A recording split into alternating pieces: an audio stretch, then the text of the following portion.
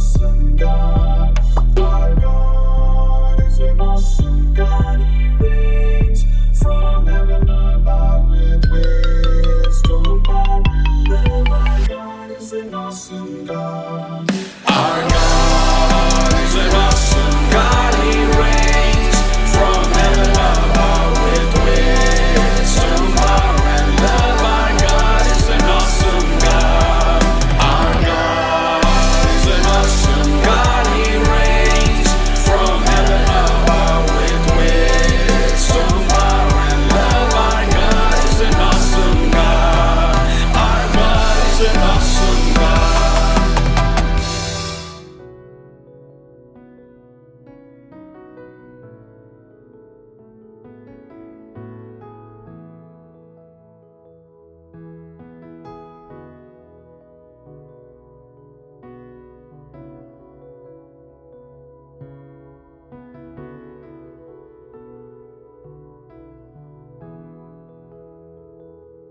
प्रिय भाइयों बहनों, मैं एक और बार आप सभी का स्वागत करता हूं इस 7वें दिन के पेंतिकोस्ता नोवेना के स्तुति एवं आराधना सेशन में। हम पवित्र बाइबल में देखते हैं स्तोत्र ग्रंथ अध्याय 68 पद संख्या 5 में दाऊद लिखता है, ईश्वर के आदर में गीत गाओ, उसके नाम का भजन सुनाओ। जो बादलों पर विराजमान है उसकी स्तुति करो। प्रभु उसका नाम है, उसके सामने आनंद बनाओ, आनंद बनाओ। प्रिय भाइयों बहनों, हमारे भारत के कलीसिया से एक संत पिछले सदी में इस भारतीय कलीसिया में आई, जिनका नाम है मदर तेरेसा। वो हमेशा याद दिलाती थी कि शांति का शुरुआत मुस्कुराने से होता है। शांति का शुरुआत मुस्कुराने से होता है। तो हम जब भी स्तुति आराधना करते हैं, और हम खासकर ईसाई भाई बहन हैं, हमें परमेश्वर ने इस पृथ्वी पर भेजा है कि हम प्रभु यीशु का शांति एक दूसरों को फैलाए। तो उसका शुरुआत नहीं तो उसके समझ को समझने के लिए, उसका समझ आने के लिए हमें मुस्कुराना पड़ेगा और उसके सामने आनंद बनाना पड़ेगा, क्योंकि आनंद के अंदर मुस्कुराना आता है। और प्रभु के बिना हम कुछ भी नहीं है। प्रभु के बिना हम कुछ भी नहीं है।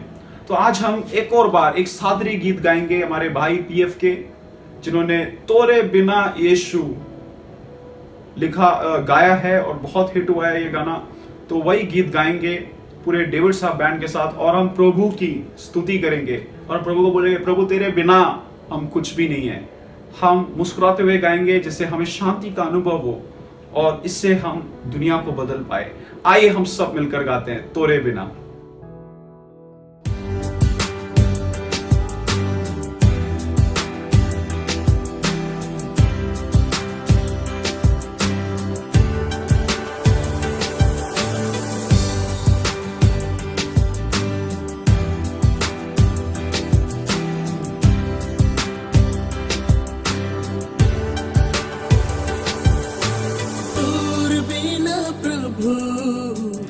जीवन डहर सुनसान लगेला, आगे पाछे देखो ना केहू नी दिसे ना, मुके डर लगेला।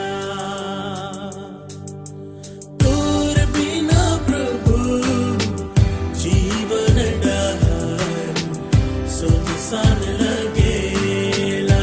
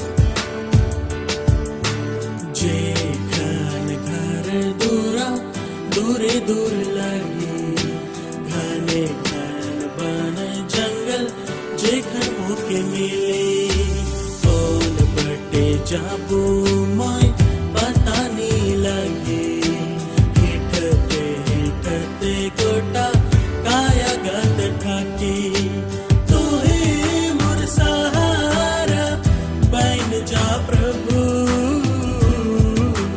तू ही मोर जिंदगी में आई जा प्रभु तू ही मोर सहारा बन जा प्रभु तू ही मोर जिंदगी में आई जा प्रभु तोर बिना प्रभु जीवन डहर सुनसान लगेला आगे पाछे देखो ना केओ नी दिसेला ओके डर लगेला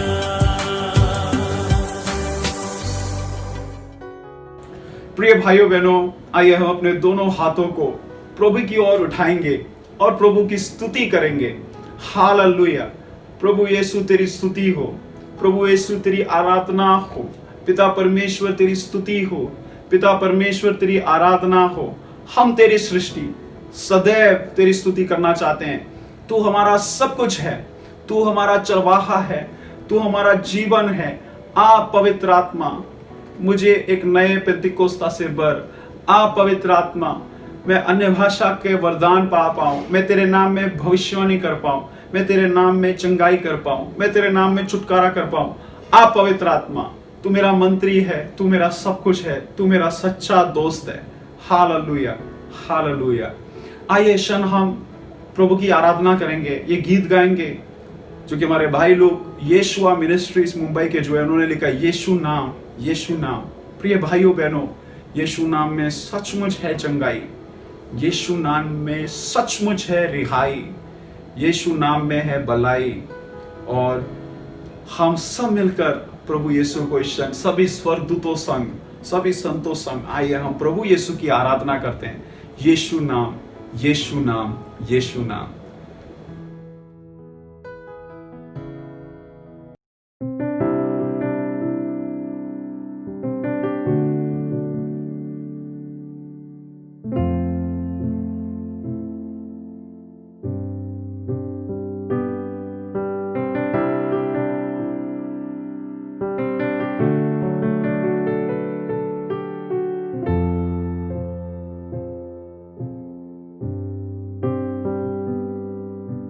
चाहे तुमको दिल से गाए ये गीत मिलके तेरे नाम यीशु नाम की जय।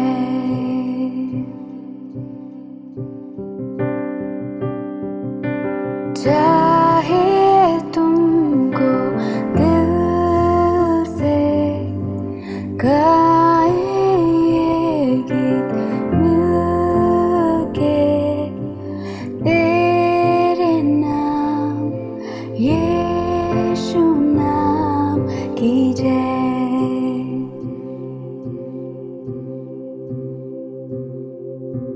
जिस नाम में है जिंदगी वो नाम है यीशु मसीह।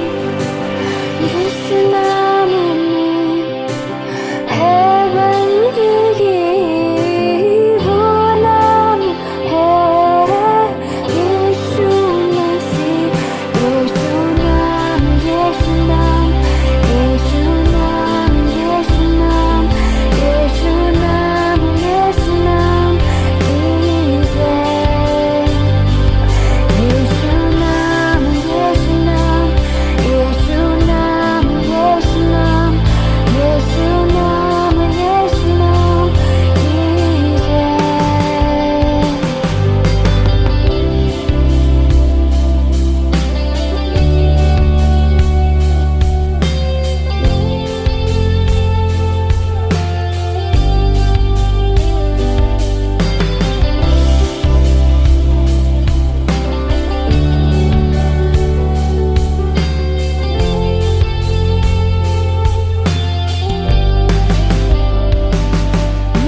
यीशु नाम में मिलती है क्षमा, यीशु नाम में मिलती है शिफा, यीशु नाम में मिलती है कृपा, यीशु नाम में करना दुआ, यीशु नाम, यीशु नाम, यीशु नाम, यीशु नाम,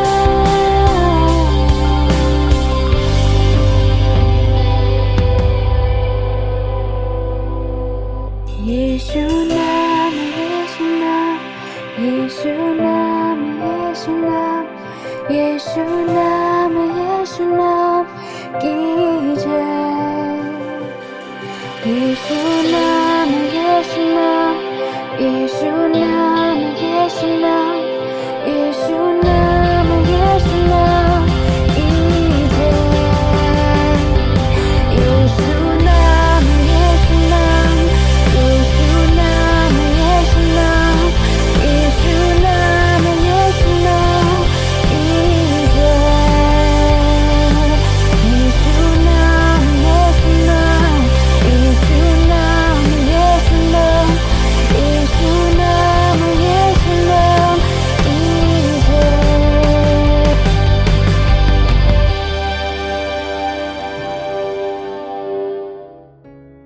आइए हम अपने हाथों को उठाएंगे और प्रभु की आराधना करेंगे। शिये रमा ला रमा शंतरे ला रमा खराफा बारा ला रमा। सब अन्य भाषा में स्तुति करेंगे। ओ रा ला रमा शंतरे रे रे रे रे रे रे रे ला रमा शा ला ला ला ला रमा खराफा बारा ला रमा शियामा खबारा ला रमा। प्रभु यीशु तू मुझे एक नया पेंतेकोस्ता का अनुभव दे। मैं तेरा चेला हूँ, मैं तेरा बेटा हूँ, मैं तेरी बेटी हूँ। आप पवित्र आत्मा शिया रमा खराफा बारा ला रमा शंदरे रिया ला रमा खराफा बारा ला रमा शिया रमा खराफा बारा ला रमा शंदरमा खराफा बारा ला रमा ओ ला रमा शिया रमा खराफा बारा।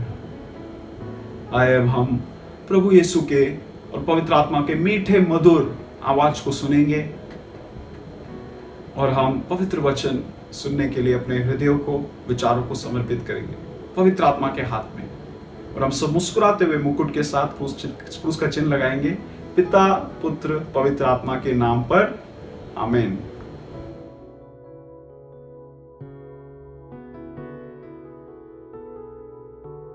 पिता और पुत्र और पवित्र आत्मा के नाम पर पेंतेकोस्त के त्योहार के लिए जो भाई बहन तैयारी में लगे हुए हैं, हम सब दिनों में तैयारी में लगे हुए हैं, आप सभी लोगों को मेरा जय यीशु। पेंतेकोस्त के दिन स्वर्ग से आग उतरा। जब माता मरियम और शिष्य एक साथ प्रार्थना में लगे हुए थे, माता मरियम ने उन्हें तैयार किया और प्रार्थना में लगी हुई। उस समय स्वर्ग से पवित्र आत्मा आग के रूप में उन पर ठहरे। हम पढ़ते हैं, पेंतेकोस्त के दिन आया और सब शिष्य एक स्थान पर इकट्ठे हुए थे, तो अचानक एक आंधी जैसी आवाज आकाश से सुनाई पड़ी। सारा घर जहां वे बैठे हुए थे गूंज उठा और उन्हें एक प्रकार की आग दिखाई पड़ी जो जीभों में विभाजित होकर उनमें हर एक के ऊपर ठहर गई। वे सब पवित्र आत्मा से परिपूर्ण हो गए। तो जो आग स्वर्ग से उतरा शिष्यों पर, ये आग भस्म करने वाली विनाशकारी आग नहीं था। ये आग सामर्थ्य देने वाला आग था। ये आग पवित्र करने वाला आग था।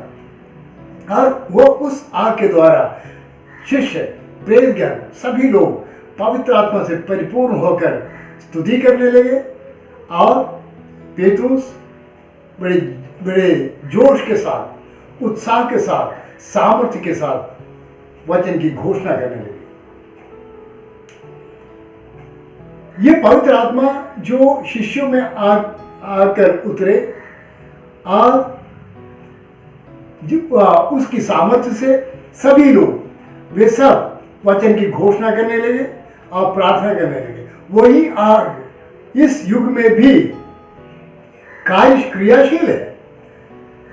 भक्तों के दिलों में, विश्वासियों के द्वारा वही पवित्र आत्मा आज भी इस युग में भी क्रियाशील है।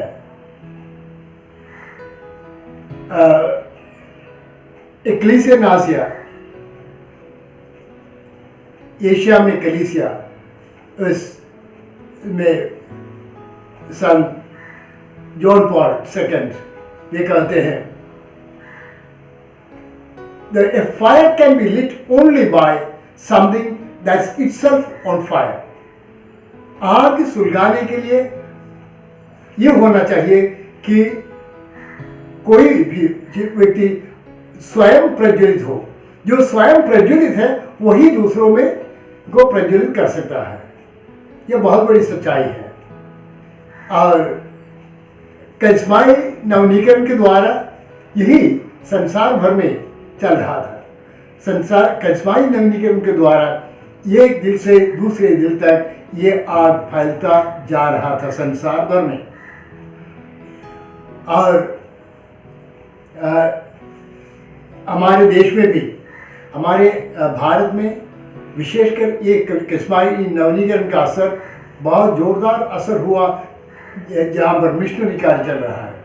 मिशनरियों में इसका बहुत जोरदार असर पड़ा और उनकी सेवाएं और सामर्थ्यवान बने और उसके द्वारा बहुत सारे लोग विश्वास में आने लगे, बहुत से चिन्ह और चमत्कार होने लगे। ये रिडेम्पटोरिस मिसियो में वो है मुक्तिदाता का मिशन, सन जॉन पॉल II के द्वारा लिखा हुआ डॉक्यूमेंट है। उसमें कहते हैं पवित्र आत्मा ही मिशन का मुख्य कार्य करता है। पवित्र आत्मा ही मिशन का, holy spirit is the principal agent of the mission. और जहां तक मिशन की बात है, उसके लिए एक बहुत बड़ी जरूरी बात यह है कि पवित्र आत्मा का मिशन का अभिषेक हमें बढ़ना है तो हमें आज्ञाकारी बनना है। जो आज्ञाकारी है, जो पवित्र आत्मा की आवाज को सुनता है, केवल वही मिशन का कार्य कर सकता है। पवित्र आत्मा की वाणी को सुनकर उसे पूरा करने वाला व्यक्ति ही मिशन के कार्य कर सकते हैं। उसका एक उदाहरण है एक्ट्स ऑफ द अपोस्टल प्रेरित में अध्याय 5 में पद संख्या 32 इस प्रकार पढ़ते हैं, इन बातों की साक्षी हम हैं और पवित्र आत्मा भी जिसे ईश्वर ने उन लोगों को प्रदान किया है जो उसकी आज्ञा का पालन करते हैं। देखो, आज्ञा का पालन करने वालों को ये दिया जाता है साक्षी बनने की शक्ति। तो आज्ञा का पालन करना, पवित्र आत्मा की वाणी को सुनना बहुत जरूरी है। केवल वही व्यक्ति जो पवित्र आत्मा की वाणी के लिए ध्यान देता है और उसे सुनकर कार्यान्वित करते हैं, केवल वही मिशन में आगे बढ़ सकता है। उदाहरण में हम पढ़ते हैं कि संत प्रेरित में अध्याय 8, एक बार फिलिप प्रार्थना कर रहे थे या कुछ कर रहे थे। उस समय ईश्वर के दूत पवित्र आत्मा ने उनसे कहा, ईश्वर के दूत ने फिलिप से कहा, उठिए, यरूशलेम से गाजा जाने वाले मार्ग पर दक्षिण की ओर जाइए। और वह तुरंत उठकर चल पड़ा। अभी एक सवाल है इसमें। पवित्र आत्मा ने कहा उठकर यरूशलेम से गाजा जाने वाले मार्ग पर जाइए। अगर कोई मुझसे या हमसे कहें कि उस सड़क तक जाइए तो हम एक सवाल उठाएंगे, क्यों जाना है? क्या करना है, वट उसका उद्देश्य क्या है। हम उद्देश्य जाने बिना आगे बढ़ने से संकोच करते हैं, हमें जानना है क्या के लिए जाना। लेकिन पवित्र आत्मा का कार्य करने का ढंग यही है। पवित्र आत्मा सारा कार्य नहीं बताते हैं, जो करना अभी करना है वही बताते हैं, वहां पर जाइए। तो फिलिप तुरंत उठकर चले जाते हैं, उसी स्थान पर जाते हैं। तब उन्होंने देखा कि एक रथ आ रहा है। तो जब रथ आ रहा था, पवित्र आत्मा को दूसरा कमांड मिला, दूसरी आज्ञा मिली, उस रथ के निकट जाओ। तो फिलिप उसका पालन करते हैं। जब निकट गया, फिलिप ने देखा कि वो व्यक्ति बैठकर इस्यास का ग्रंथ का अध्ययन कर रहे हैं। तब फिलिप ने पूछा, क्या आप समझते हैं, आप जो पढ़ रहे हैं? तो उसने कहा, मैं कैसे समझूं, जब तक कोई मुझे समझाए नहीं। तो उन्होंने कहा, मुझे समझाइए। तब वह रथ में चलकर बैठ गए, उनको समझाने लगे, प्रभु के वहाँ जो प्रभु के मुक्ति कार्य के बारे में समझाने लगे। और वह विश्वास में आता है, बाद में उसे बपतिस्मा भी दे देता है। वही समाज पवित्र आत्मा का कार्य है। और उसका दूसरा उदाहरण है कि पवित्र आत्मा शिष्यों को आज्ञा देता है। आज्ञा देने का दूसरा उदाहरण हमें मिलता है। दूसरा उदाहरण ये कि अध्याय 10 में, पद संख्या 10 चरित्र, उसमें इस प्रकार कहते हैं, एक दिन दोपहर को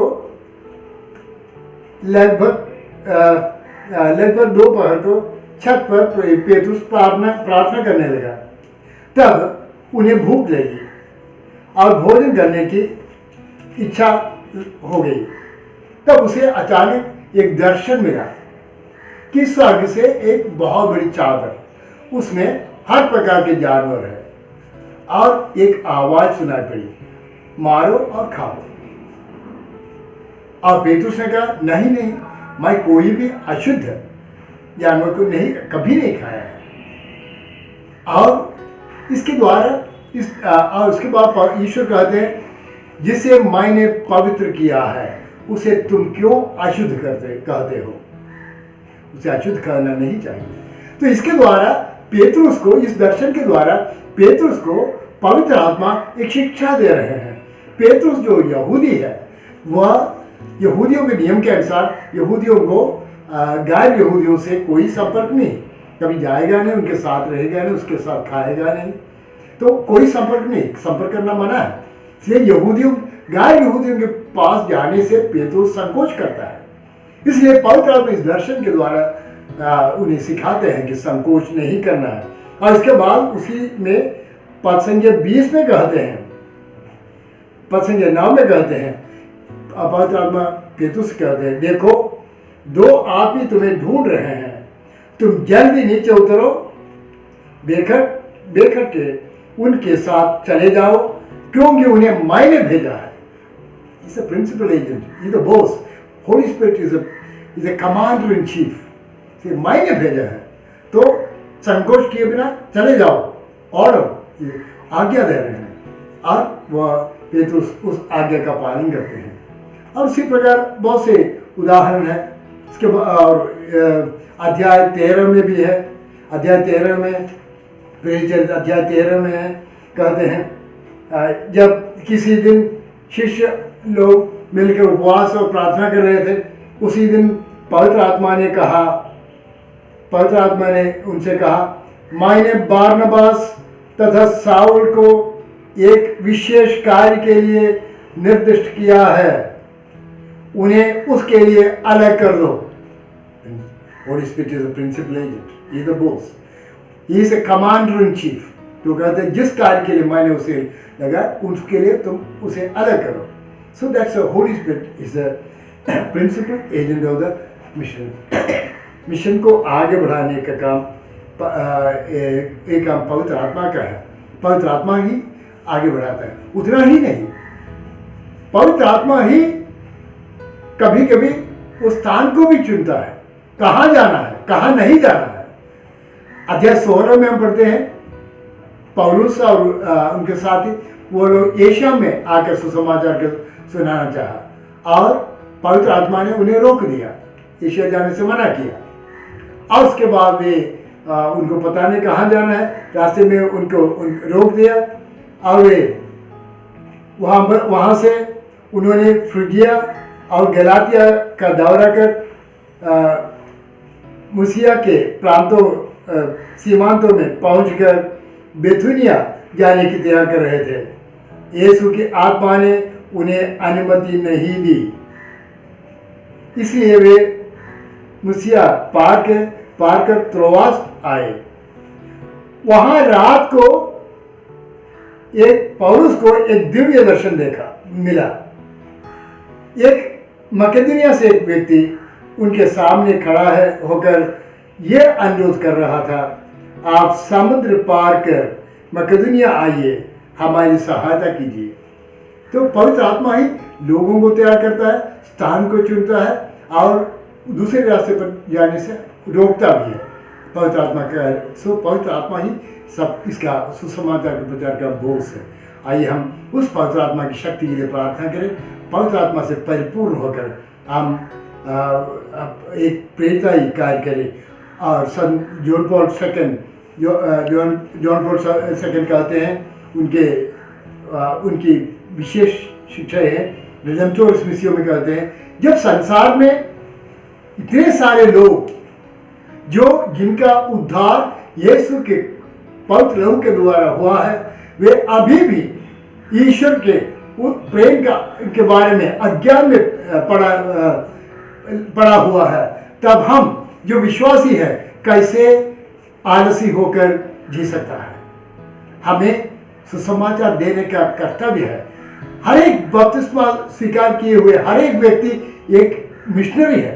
अभी हम प्रार्थना करें, पवित्र आत्मा हमें हर एक विश्वासियों को इन दिनों में एक नया अभिषेक करे, सबको सुसमाचार की तैयारी के लिए सुसमाचार की घोषणा के लिए तैयार करे।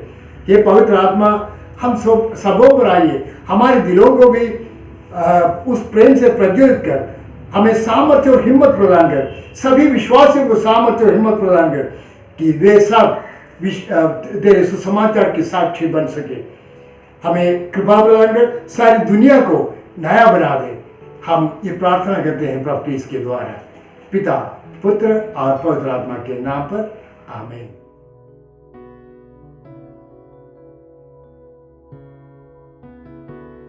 सभी को जय यीशु। मेरा नाम थॉमसन जॉर्ज है। मैं दिल्ली यूनिवर्सिटी से अपना ग्रेजुएशन कर रहा हूँ। मेरा पहला साल है।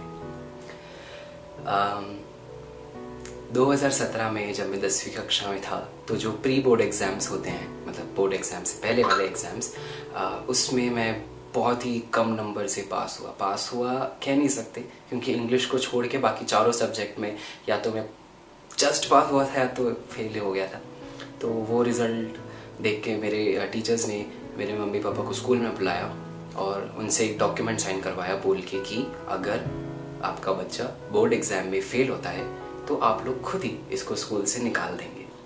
तो ये बात हर जगह फैल गई। हाँ, रिश्तेदारों के बीच, स्कूल में बच्चों के बीच, चर्च के लोगों को, मतलब आसपास समाज के लोगों को, सब में बात फैल गई।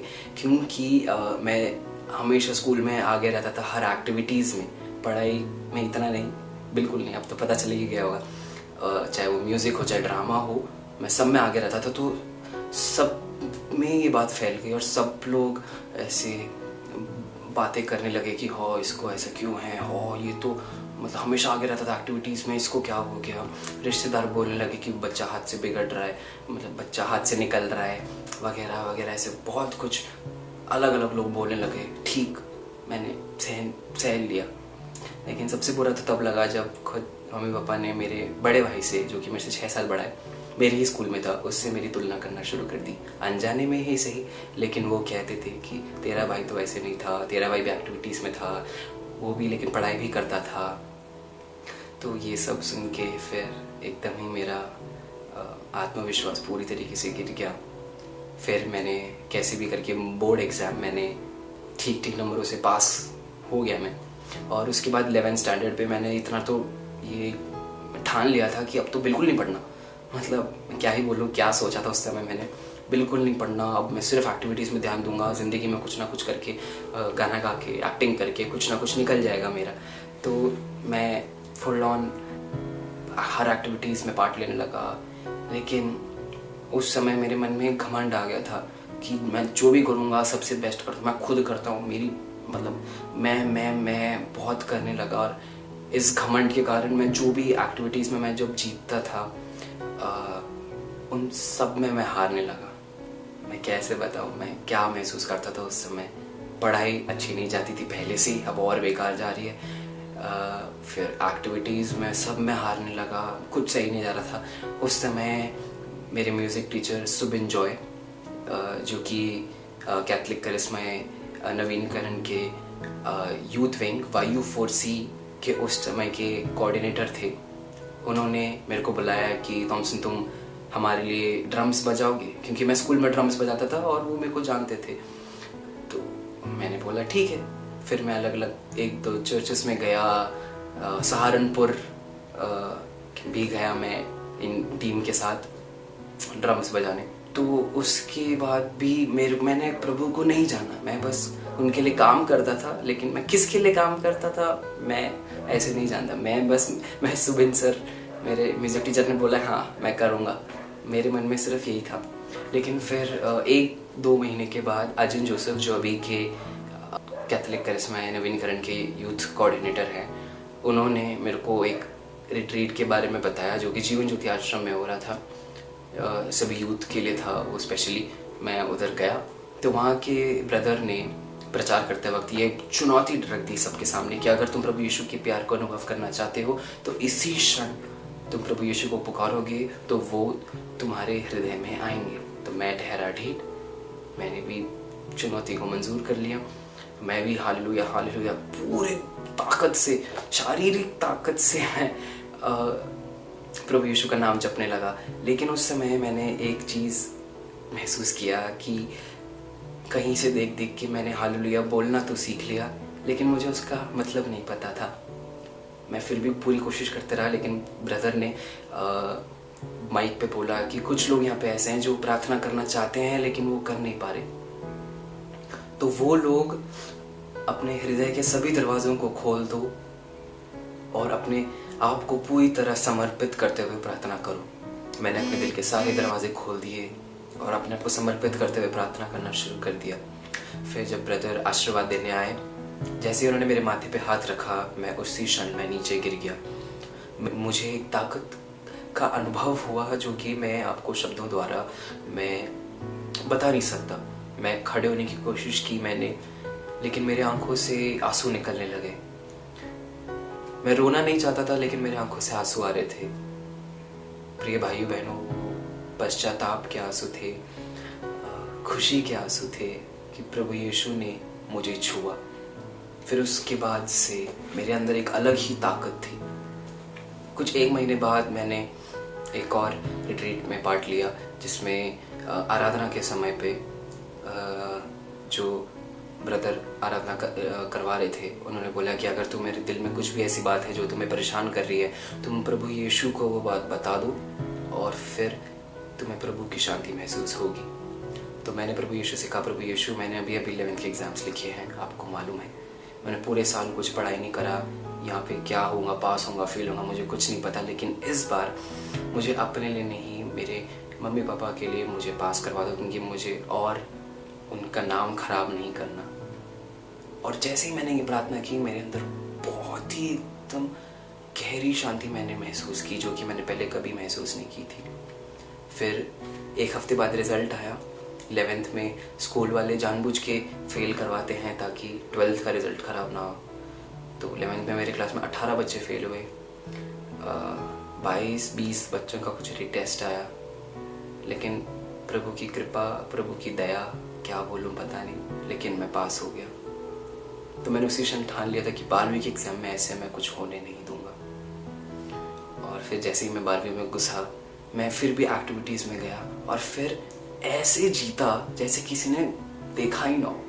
बहुत मेहनत किया, प्रभु यीशु का हाथ पकड़ते हुए मैं हर एक्टिविटी में गया, हर एक्टिविटी में जीता। मैं फिर स्कूल का मुझे हेड बॉय बनाया गया, जो कि मेरे लिए एक सपना था, लेकिन मुझे कभी लगता नहीं था कि वो हकीकत में होगा, क्योंकि मैं पढ़ाई में इतना कुछ आगे नहीं था। लेकिन प्रभु यीशु ने मुझे उसका भी मौका दिया। सब अच्छा जा रहा था, फिर एग्ज़ाम्स की घड़ी आ गई। मैं जब भी एग्ज़ाम हॉल में बैठता था, क्वेश्चन पेपर देखता था, मैं प्रभु यीशु को अपने साथ बिठाता था। ये मेरा विश्वास था कि मैं प्रभु यीशु को अपने साथ बिठाता था और उनको क्वेश्चन पेपर दिखाता था कि प्रभु यीशु, मैंने मेहनत की है, मैंने पढ़ाई की है, और आप मेरे को और मेरी और मदद कीजिएगा। मैंने इसी तरीके से सारा पेपर लिखा। रिजल्ट्स आया, भाइयों बहनों, मेरे कुछ 51% आए थे 11वीं कक्षा में, लेकिन 12वीं कक्षा में 83% आए, और ये सिर्फ और सिर्फ प्रभु की कृपा है। 83% मैंने सोचा भी नहीं था ये। और सिर्फ इतना ही नहीं, मैं आपको मालूम होगा दिल्ली यूनिवर्सिटी में 83% भी कम होता है, लेकिन मैंने, जैसे स्पोर्ट्स कोटा होता है वैसे म्यूज़िक कोटा भी होता है दिल्ली यूनिवर्सिटी में, मैंने उसके थ्रू अप्लाई किया। दिल्ली में रैंक 3 मुझे मिला ड्रम्स में, और मैं पूरी तरह विश्वास करता हूँ कि अगर मैंने प्रभु को हाँ नहीं बोला होता, उनके लिए ड्रम बजाने के लिए हाँ नहीं बोला होता, मेरे को नहीं मिलता ये। 83% 12वीं में कॉलेज, दिल्ली यूनिवर्सिटी, चर्च के लिए मैं काम करता हूँ। चर्च के जो हमारे करिश्माई नवीनकरण के यूथ विंग के बैंड डेविड साहब के लिए मैं बजाता हूँ, डेविड साहब में। ये सब देख के फिर से समाज वालों लोगों ने और फिर से रिश्तेदारों ने बोला, लेकिन इस बार कुछ अलग बोला। इस बार बोला कि बच्चा हो तो थॉमसन जैसा। और मैं इस सब का, मैं जो भी क्रेडिट है, ये सारी जो तारीफ़ें हैं, ये सब मैं प्रभु यीशु के नाम करता हूँ, क्योंकि उन्होंने मुझे योग्य बनाया। और मेरे प्रिय भाइयों बहनों, मैं आप सब से यही कहना चाहता हूँ कि कभी ये मत सोचना कि मैं योग्य नहीं हूँ, प्रभु यीशु मेरे को अपने पास क्यों बुलाएंगे, क्योंकि मैंने अपने जीवन से बस एक ही चीज़ सीखी है जो मैं आप सबके साथ बांटना चाहता हूँ। प्रभु यीशु कभी भी किसी योग्य बंदे को नहीं बुलाता, वो जिसको भी बुलाता है वो उसे योग्य बनाता है। आशा करता हूँ कि आप भी एक दिन इसी तरीके से अपनी गवाही देंगे, बाकी लोगों के बीच प्रभु यीशु का नाम और ऊपर उठाएंगे। Praise the Lord, hallelujah.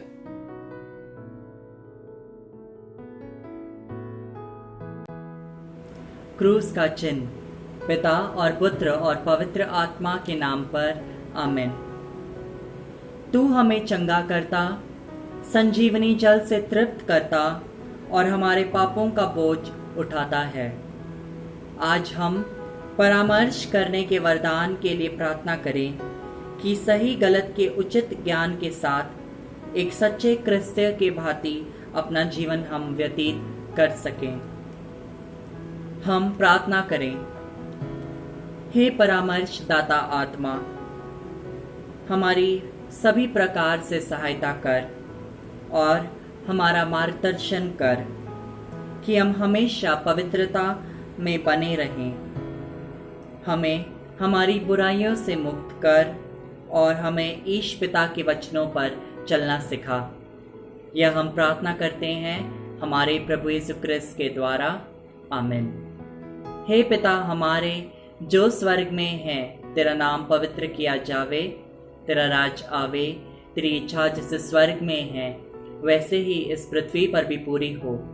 हमारा प्रतिदिन का आहार आज हमें दे और हमारे अपराध हमें क्षमा कर, जैसे हम भी अपने अपराधियों को क्षमा करते हैं, और हमें परीक्षा में न डाल परंतु बुराई से बचा, आमीन। प्रणाम मरिया, कृपा से पूर्ण, प्रभु तेरे साथ है। धन्य है तू स्त्रियों में और धन्य तेरे गर्भ का फल यीशु। हे संत मरिया, परमेश्वर की माँ, प्रार्थना कर हम सब पापियों के लिए अब और हमारे मरने के समय, आमीन। पिता, पुत्र और पवित्र आत्मा की महिमा हो, जैसे वे आदि में थी और वे अनंत काल तक सदा रहेगी, आमीन। पवित्र आत्मा के वरदानों के लिए प्रार्थना। हे पावन आत्मा, पेंटकोस्त के दिन के समान हमारे जीवन, हमारे दिलों और हमारे मन में अपनी अग्निमय ज्योति से प्रकाशित कर। हमें प्रज्ञा, ज्ञान, समझ, धार्मिकता और परामर्श के वरदानों से परिपूर्णित कर। ईश्वरीय भय के द्वारा हम पाप से बचे रहें और सदा धर्मनिष्ठ जीवन बिता सके। यह प्रार्थना हम करते हैं हमारे प्रभु यीशु क्रिस्त के द्वारा। आमीन। क्रूस का चिन्ह पिता और पुत्र और पवित्र आत्मा के नाम पर। आमीन।